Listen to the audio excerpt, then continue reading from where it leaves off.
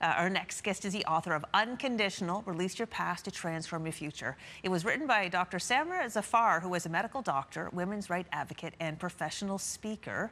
And in the book, she shares her personal story to help other women live their lives better.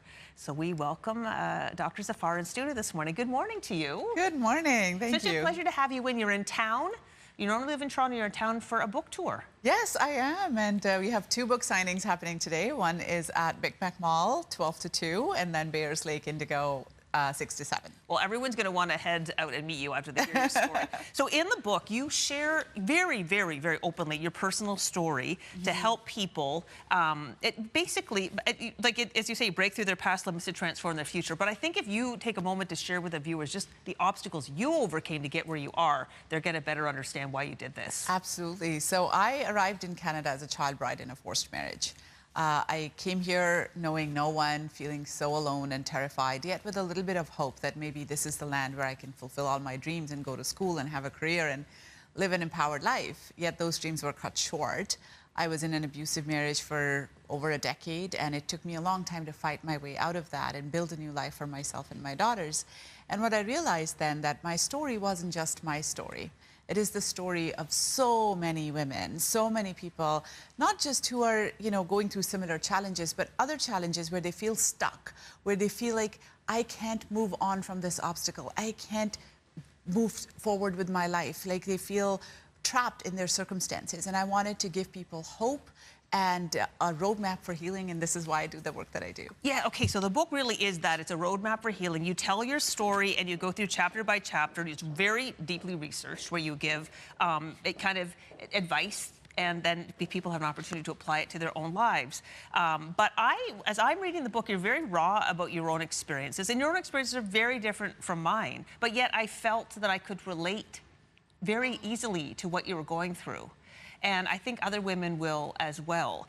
I think the big challenge for people is they often, you called your marriage a windowless room when you were in that situation. I think a lot of people are kind of trapped in their circumstances, and they don't even know that there's another life out there. 100%, yeah. So how do you start the process of releasing to kind of build a better life? That's such a great question. And when I think about my journey, especially after I left my marriage, I thought my biggest challenge would be to learn new skills, how to fill gas in my car, how to pay my bills, etc.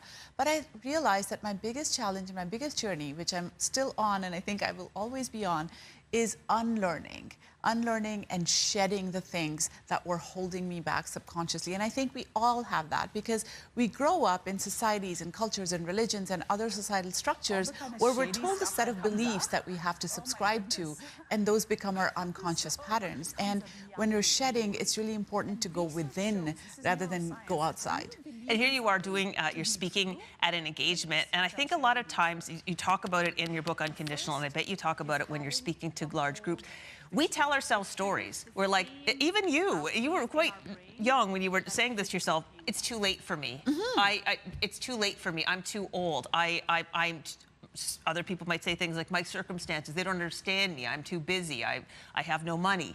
We tell us these stories, and then they keep us trapped. They do, yeah. How do we change that dialogue? So when I think about it, I've broken that down into like a 3-step process of acting courageously, living authentically. One is, when you're faced with that challenge, lean into your why.